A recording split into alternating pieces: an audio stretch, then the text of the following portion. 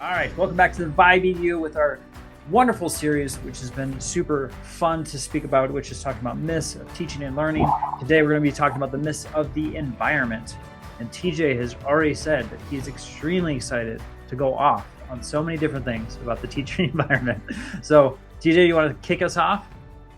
Yeah, I'd love to kick us off on this one because I think the environment is really important. And I don't think that we talk enough about it in terms of what the environment should look like, what the environment should feel like, and how to create that environment. And I think the master administrators create an environment in a school, and master teachers are always thinking about the environment in their classroom. And the first myth or thing that I would like to tell folks to stop doing is cluttering the walls. We can talk about clutter, period, but filling every space on the walls with posters and really, in a lot of cases, things that aren't meaningful to that learning environment. So if there's something you have to have up because you point to it, you refer to it, the kids should look at it, it's a regular teaching device, then yeah, okay. But if it's just a poster that we want to use to inspire kids, I'm saying take it down.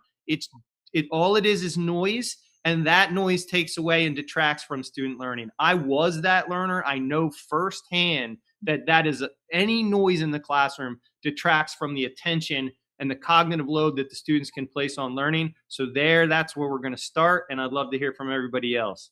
You're on fire. I'm on fire.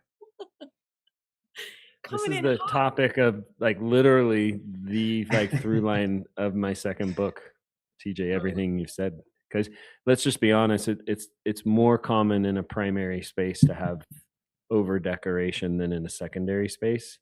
Yeah. Not entirely, but that's just kind of the culture of the classroom. And it's not to say you can't decorate. I think we got to be clear about that. My mom taught second grade her whole career, and I would go in the summer and put all those borders up and all this. It would take days to decorate her classroom. Days. And it's not to say you can't do that. I think the word is be intentional about it through the lens of cognitive load. So both the visual environment, which the current research is suggesting at a minimum 20% blank space in a classroom. And then I can be intentional. Maybe that's where I do direct instruction. So I'm not like TJ reading the rhino suit 14 times every time Kim talks, right? But that I think you're onto something, because what we're talking about is ultimately, are we creating environments that are increasing interference and decreasing automaticity? And we want it to be the opposite. We want to decrease distractions. We want to decrease that interference and increase automaticity with routines, the structures that are in place. All for, like you said, if a student is using working memory capacity to navigate, keep up, inhibit, that's a big part of it. Like you said, the whole thing that a noisy classroom is a productive classroom. And I like to say it might be, but you have to know the learners in the room and make sure that's true. It may not be, right? Mm-hmm. So you, TJ, for example, it sounds like you would have to spend a significant amount of that kind of working memory capital inhibiting the auditory, the sounds in the classroom, so I can try to focus. Well, that's working memory capital that you're using. And now you have less available because it's a finite resource and it's the engine for learning. So it's an interesting conversation, because it's not to say you don't decorate your room, but like the common thing, at least from my experience in a primary classroom, and Kim, you need to weigh in, but what's above the chalkboard or the whiteboard? What's along the top? The alphabet and the number line. If I don't know my alphabet and I don't know my numbers yet, that's not helping me. It's not doing it's interference. It really is. So some of those things are worth exploring. And at the secondary level, I hate those posters too, TJ. It'd be like a bear hugging a rabbit, and it'd be like community. I'm like, this is BS is what this is. Why do you have that dinner on the wall? Shoot, aim for the moon or the stars, and there's a rocket ship and some, Giselle holding onto the rocket, blasting into space, or some stupid poster like that. Anyway, Yeah, I'm like gonna refill my the tea. ones Is about that okay? perseverance. I always wonder, like, was there ever a kid who read that poster and persevered to like, oh man, I better keep This going. test is really hard. I'm gonna buckle down. I'm gonna get gritty about this because of that poster. It's really inspiring. Look at my tenacity. You guys. I'm gonna refill my tea. Sorry, everybody. Refill. Refill. He says his 2 cents and leaves. I know. I think, I go into classrooms and teachers always ask me, like, Kim, I know there's got to be a better way to do this. Whether it's how kids are sitting or facing, it's designated direct instruction areas for learning. That's a big thing. So conversations I have with teachers in my community or my one-on-one teachers is, where are you teaching math? Do kids know that you're always going to go down to the front of the classroom? You're always going to go by that whiteboard or the smart board or whatever it is for math. And then maybe for your reading block or for your writing block, it's in a different area by the easel. And you always go to these designated areas. So it flows. Again, talking about like that cognitive load, a kid always knows, oh, it's math time. I know I always go here. Oh, it's reading time. We always go here. So having designated spaces to teach and learn, I think is really important. A lot of conversations I have too are around my kids are too big. I can't bring them down to the carpet. There's not enough space in the classroom. I would say make space. I would say make space. Figure it out. There is a better way. I need kids close to me. I mean, there's so many times when I go into classrooms and usually it's fifth graders, right? And a fifth grade teacher is like, we don't come to the carpet. I'm like, okay, well, I'm going to clear off this desk. And I've literally pushed desks away, right? Like down into the corner and said, okay, everybody, do you guys see this little sliver of space right here? And you see how it kind of curves over here and curves around over here? Guess what? We're all going to come down. This is what we're going to do. And this is the line. And this is the line. And I want all your bodies right here. And they're like, what is happening? But it feels different. It feels good. It feels like you want that sense of connection and community so you can get to the brains of the children. Bring them close. I can't stand walking into classrooms where like the teacher is up there lecturing or talking and the kids are just sitting at their desk. They're not listening to you. They aren't. They're looking at that number line, trying to figure out what is the number line. They're looking at the posters. They're looking at, I always think of you, TJ, with the save your drama for the llama or whatever. No drama llama. That's what I think of. And they're looking at that stuff. They're not in it with you. You think maybe they are, but I mean, look at these brains. Look at these 3 brains right here. These boys, their brains are going everywhere as I'm talking. Like I want them close, right? I want the children close to me no matter how old they are. I only ever had a few kids who actually had llamas at home that they could save their drama for.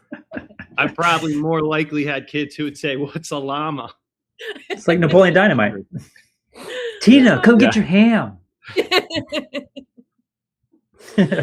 So as far as environment, I'm kind of going in a different direction as for my thought process, because of the language of behavior, we have one of our tenets is consider your environment. And a lot of the things that we talk about in that is like the barriers that are consistently created within the classroom, either between teacher and student or even barriers of safety. So a lot of our students are coming in with anxiety and some of the issues through trauma where they're sitting and going, how can I get out of this classroom in a safe way as quickly as possible? You know, if we have an active shooter, if we have something where I need to flee immediately, they start having triggers that are occurring purely just by the setup of a classroom. And so it's something that we need to consider as far as how we're setting things up. As sometimes we go into classrooms and we see this like barricade between the teacher and the students, where they have drawn a very serious line between I am the superior person in this room, I'm the adult, and I am going to have this desk that's aligned specifically to create that divide. And we see this too as far as administrators. Sometimes we have these big wooden desks between us and a student or us and a parent that we have to really think about too, as far as, are we side by side with this person in conversation, or is this a situation of authority? And so all of these things we need to think about, because it is a factor. It is a factor in our learning. It is a factor in the relationships that we have with our students. And some of these nonverbals we don't even think about, but it is having a negative impact on the whole aspect of the learning environment between students and teachers. Yeah, those physical barriers, that makes a lot of sense, Josh. I mean, it even back to Mitch's point about the mental capacity that it takes when we're placed in those scenarios. I know I'm going to get hate mail for this one too, but I'll use Mitch's word intentional, because I think some of it is good, but flexible seating, I think that's still mostly a myth. I don't know that we have a ton of research that's supported by that. I worry a lot about the kid like me, my arms are crossed so that I don't tap, because you guys are like, you're tapping again. Like a swivel chair for me as a learner probably wouldn't have been a good idea, because now I'm just thinking about the swivel and thinking about movement. I'm not saying that there shouldn't be spaces for students to move to in some different types of areas in the classroom, but when kids can just bounce on a ball, I'm just not convinced that that's the best way for them to also activate their brains. Maybe there's a time for bouncing on a ball, but every day you get to sit on a ball. I'd love to hear Kim weigh in on this, because I oversaw operations as well when I was an assistant superintendent, and we had so many things brought into classrooms. The custodians couldn't keep them clean. So it's also a health problem, like shag rugs on the floor. There are actually educational standards for the kinds of carpets that we should have in our classrooms. And so, yeah, I mean, that's a lot to unpack, but you mean the kid that threw up on that shag carpet Stop. shouldn't be where everyone sits? You mean 30 second graders went over to the shag carpet and sat on it every day and then went back to their desks and did that over and over again, and the custodian can't vacuum it? Exactly. So, yeah, I think that stuff has to be very intentional in the environment as well. I mean, I was thinking there was a time when across an entire school district, they said, okay, if you teach primary, you're all going to have kinder got regular chairs. Like they were just there, just a normal chair. Right. But if you're a first grade, second grade, third grade, I guess it went through fifth. It really did go through fifth grade. You're going to get chairs with wheels. Now, as a first grade teacher, grade, you're coming in as high school. You guys, like, could you imagine the rolling around everything? And when it first happened, I was like, how am I going to handle this? How am I going to deal with this? It was like chaos. Now, just paint a picture of all of that. Those still exist in that school district, FYI. So I'm sure those teachers are loving life. But I did have flexible seating. I had some scoop rockers, which were cute and fun. I did have some little like lap desk things where you could sit on the ground and you could like just have your own little desk. And I know majority of the teachers that I work with, they have flexible seating. But every single year it's the same question. How do I talk to kids about flexible seating? Are they like moving their number so that they get to choose first? And when they all come in, they're like quickly moving their number so they get to choose what they want. And that's chaos. That's chaos. So no, you're not doing it that way. But having an intentional conversation with kids that says, hey, it's writing time right now. And if you'd like to use this sort of, seat or whatever, that'd be a great seat option for you because you can still sit down and you have your desk. A scoop rocker is probably not the best seat right now because I don't think you're going to be able to do your best writing. And teaching kids about that, they don't get that automatically, you guys. You have to teach into this and explain it. Your body and your brain, right? Does your body need that right now? Does your brain need that right now? Really think about that. And so also conversations around I've noticed that your body sometimes does this. I'm thinking that this type of seat might really support you because then instead of doing this, it might be calm. What do you think about that? Now, those intentional conversations, I mean, you can have them, yes, with little people, and it's not as awkward as you think. Just talk to kids about it. Honestly, I think that instead of just having all the things and expecting that it's going to happen and they're going to like use them the right way. Wrong. Giving a guy like a kiddo the bouncy ball when they're already bouncing and like expecting that's just going to like, they're going to stop bouncing. No. Tell them what's expected. Tell them what to do. Like they don't know how to do it on their own. Well, and fair is not always equal. Like what is great for one kid is not great for another. And you have to have that conversation with the class too. Of like the specific things that I provide you is going to help your needs. Right. So for instance, like I wish, and I use this now, like I'm in my office since almost day one for administration, I always had a standing desk. I would have loved to have a standing desk like growing up in the classroom for myself, because if I am sitting there for a long period of time and I have to listen to someone, you know what's going to happen? I'm going to close my eyes. I'm going to fall asleep, just like every Sunday in church. So I would need a standing desk. So that's what I need for myself. I know that. So like that would be a great opportunity for flexible seating as an individual. But that doesn't mean like my friend Tom over here needs the exact same thing, right? He's fine sitting down for a long period of time and he learns and it's not a big deal, right? So I just think like what TJ's saying is correct in the sense that it does need to be intentional. We know the needs of our students and we need to make sure that we're providing what they need to be the best learner.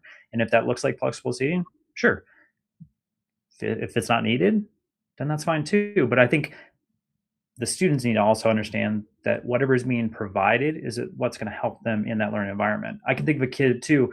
He had straight voltage. His limbs went everywhere, like constantly. He was a little tornado. He was the Tasmanian devil. But in the science classroom, I observed he was perfectly still. He was answering questions. He was engaged. He was listening. And it was because he had a lizard sitting on his shoulder. For whatever reason, that little pal genius changed him in every way as a learner. So other kids saw that he had a lizard and they're probably thinking, why does he get the lizard and not me? Because did you see him in every other class? He wasn't very successful, but surprisingly in this science class, he's a model student and all it took was a little scaly friend on his shoulder. It was a therapy lizard. It pretty much, yeah. Like I almost fell out of my chair when I witnessed how amazing he was in that classroom and the correlation between the lizard and his success. Wow. And the other thing is that how, I don't want tolerant, I think accepting is a better word, that the kids are. It's the adults that have the problem typically. You could be the kid bouncing on the ball or standing up or have the lizard. And if we kind of understand, they're like, I've been in classrooms where you're like, oh my God, that would drive me crazy. Like, oh yeah, I'm the adult. And the kids are like, I don't care. You know, like being known. I think it's what we're all talking about here. And I wish this was part of teacher prep programs, is seeing the environment as a pedagogical tool. And oftentimes, I think as a new teacher in particular, you walk into your space, and some of this is true, it's reality. It just is what you inherited, and the desks are already in place, and like you work around this existing structure. And sometimes economics of space, that makes sense. You know, you got to do your best. But just to understand that the environment is pedagogy. I mean, it really is. And that's the physical environment, the furniture, the acoustics, the visual, and it's a really, I think, fun and compelling conversation. I don't think this is something you ponder on just yourself if you're a teacher that's tuning in. Like, have those conversations about what's that mean for this space? Because we need to understand too, or just remember that environments, like you think of an environment, there's this great research study that starts off with explaining, we're talking about environments, artificial environments in particular. It said like it's an ant on a beach trying to find its way home, right? And if you watch the ant, you know, the beach doesn't care. The beach just is, right? But it's the ant's experience getting home is determined or predicated by the environment that the ant is walking through. So if the beach is chaotic and it's been storming and big waves and there's shells and stuff, and you look back and you see the pathway of this ant, it's this chaotic way home. If the beach is just like, but the beach doesn't care because natural environments just are, right? But artificial environments, like learning environments, are never neutral. They can't be by design because they're not natural. So we have to go into it and think about, okay, this part of my task is shaping, and for my work around executive functions, Paul Tough says it I think best in his book, How Children Succeed, is that if we can improve a child's environment in ways that leads to better executive functioning, we increase their prospects of just success in a particularly efficient way. It's not about teaching them. It's about, how do I start to shape the environment that leads to things we're wanting to see? That's the pedagogy of it all, or pedagogy for TJ on the East Coast. Well, I think the ant story makes a lot of sense because you can actually make that environment a little bit more, I don't know what the word would be. Conducive? Sterile, conducive. Yeah. Like in that example, the beach doesn't care, and it's its own chaos, its own chaotic mess. But somebody could come along and artificially make the path for the ant a lot easier. Yeah. And that's what you're saying we need to do with the learning environment, is make the path for the kids a lot easier. I'm going to bring something else up.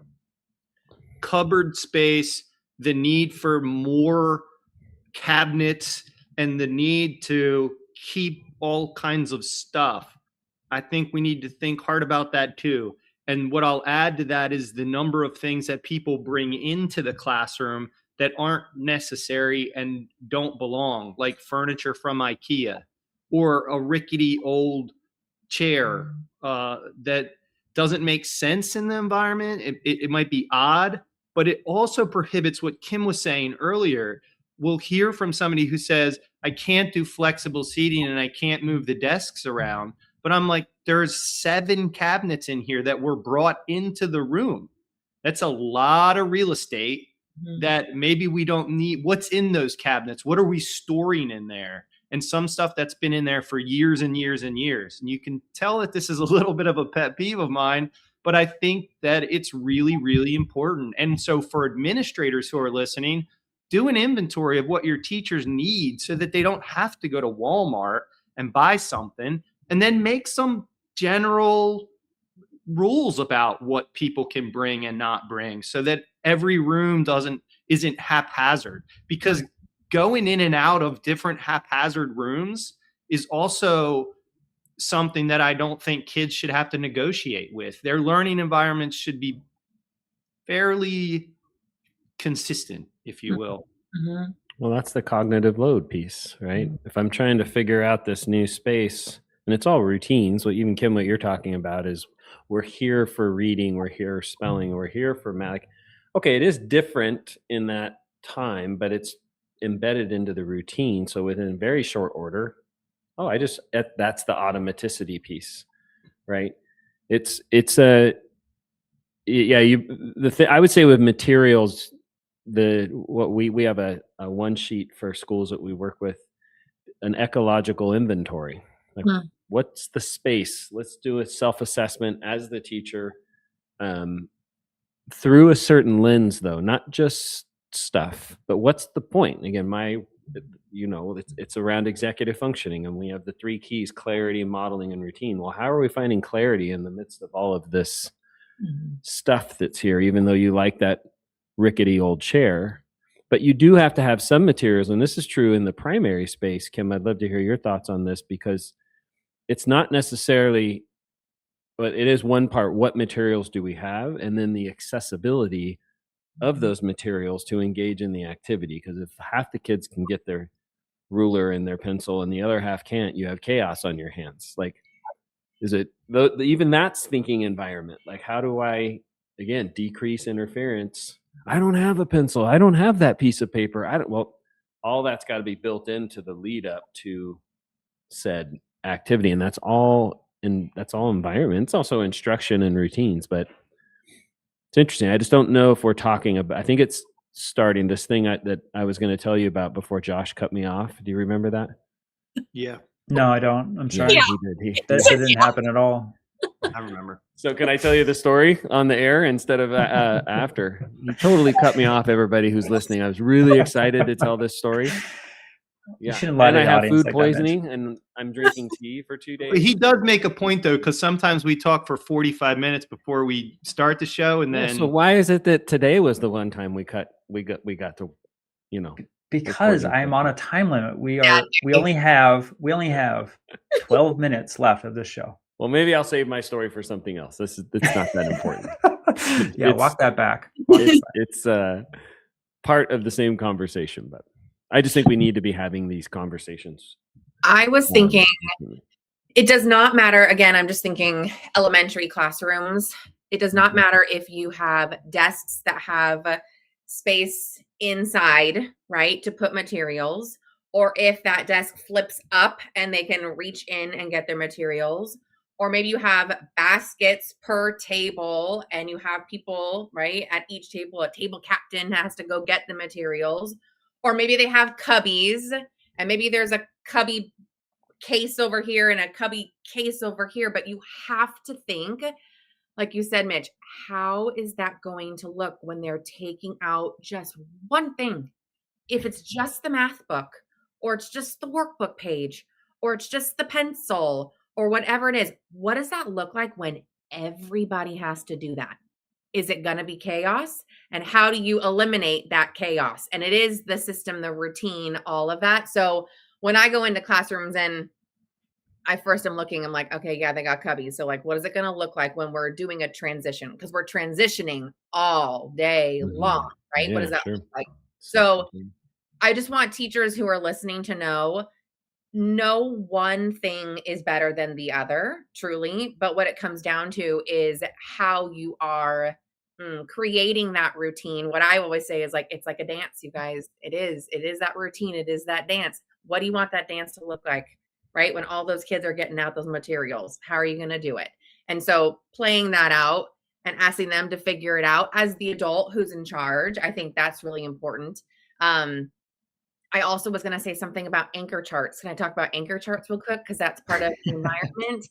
And my people love the anchor charts. So whatever conversation you're having with kids, and there's an anchor chart for that, because there always is. Great, grand, wonderful. If you're not using that and continuously going to it to remind them, to front load, to reflect afterwards, if you're not using that anchor chart anymore, get rid of it. put it away. Because honestly, it ends up being wallpaper and you walk right past it. Kids walk right past it and it means nothing. Now, the question that I get often is, well, Kim, like, we're going to probably have to go back to that conversation. What do I do with that?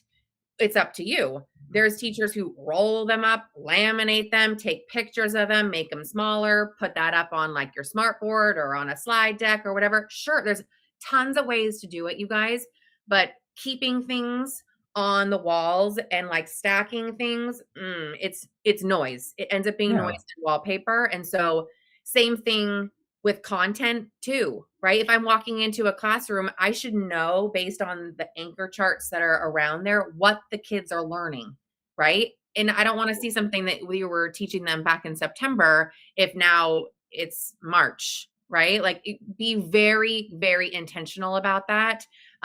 Because I don't want wallpaper. I don't want wallpaper. Well, that goes back to what teacher was talking about with the inventory. Like I would go into every single classroom and have a conversation with the teacher about what is the need of things that they wanted, like as far as furniture, but also what were things that were just taking up space? What was something that they thought they needed and would like out of their classroom? And I literally would send a mass email, and I don't typically say I would do this, but I felt like this was a need of like, if you have furniture that you don't want, it's a filing cabinet, it's a table, it's fill in the blank, and you want it gone out of your classroom, sit in the hallway and I will pick up every single item. It decluttered everything. But also some teachers need to be nudged a little bit of calling it out.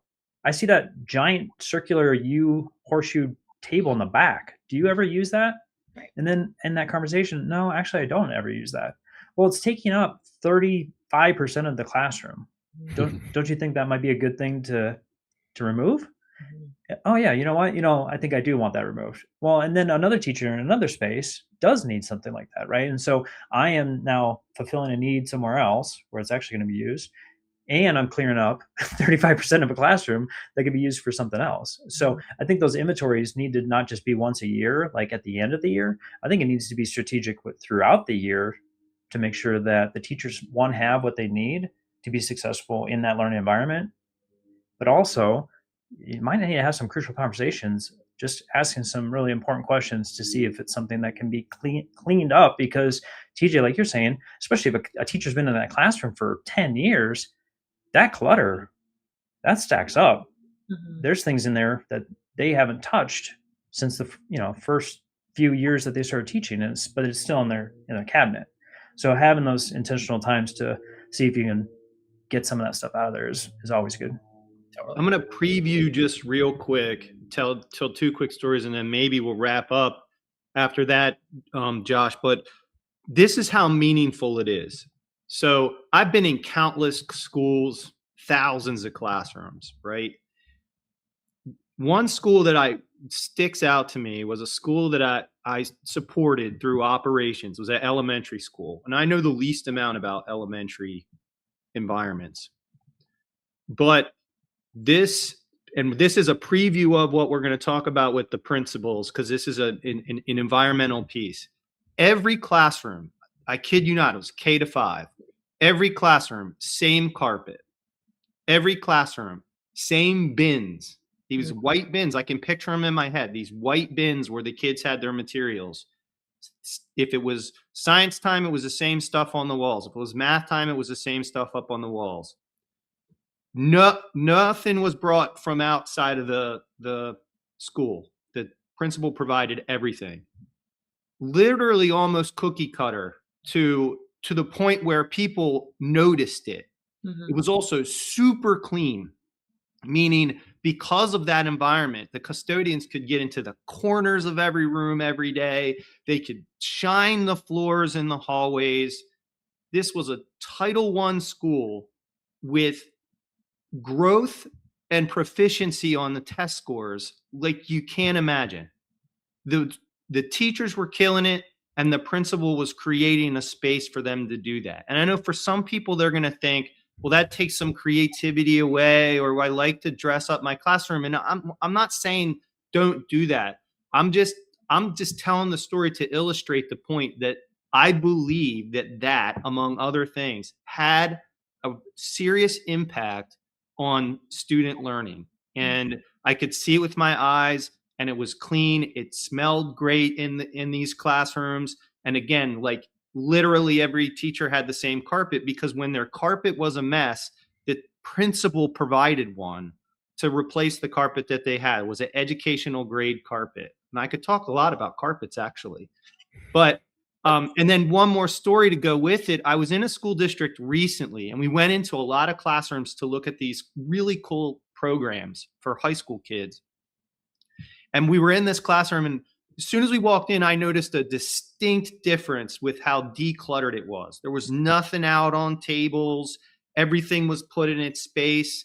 The minute the presenter opened up, they said, this teacher's the teacher of the year, and she gets, X number of awards and accolades for the work that she does. And I couldn't help but to think, but the environment is also pristine, and they're linked. They're linked to our ability to teach kids. They're linked to the kids' ability to learn. And I just think we need to be careful about it. So that'll be my last word. They can't be. It's not even that they're linked. It's they're one and the same. I mean, you can't separate the two, because the environment is where the learning is happening, right? Yeah. Awesome. Well, we're going to wrap here. I know we've been talking about the myths of teaching and learning, but we're going to have what TJ was teasing out. We're going to have a myth of leadership in that. Can we do a bonus episode on myths of carpets from just TJ? I'm assuming he's bringing it back up next episode too. Okay. So. I'll do a thing on carpets next time. You guys just have to remember to tell me to do a thing. I'll create an intro video. It'll be a whole segment for you. Just be prepared, TJ. I'm ready.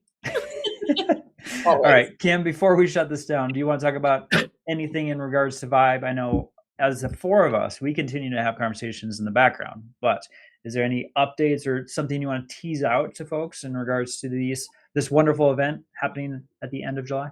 Well, I'm meeting with the team to plan out our VIP day. So unlike last year where it was just the evening, we are going to do a following day with a small, limited group of educators and district leaders where we will get to coach you and have intimate conversations about where you're at, where you want to be. We're going to give you the tools and strategies that you need to get there. So we're really excited about that. Get that on your radar because it's going to be new and it's going to be a vibe.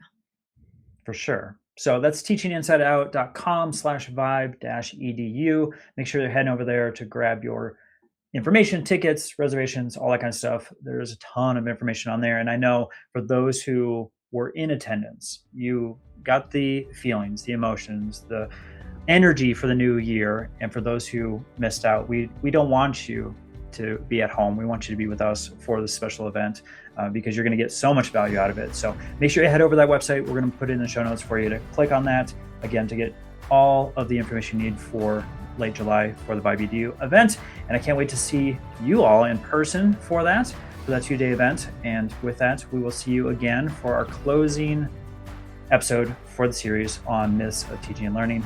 And we can't wait to see you again next week.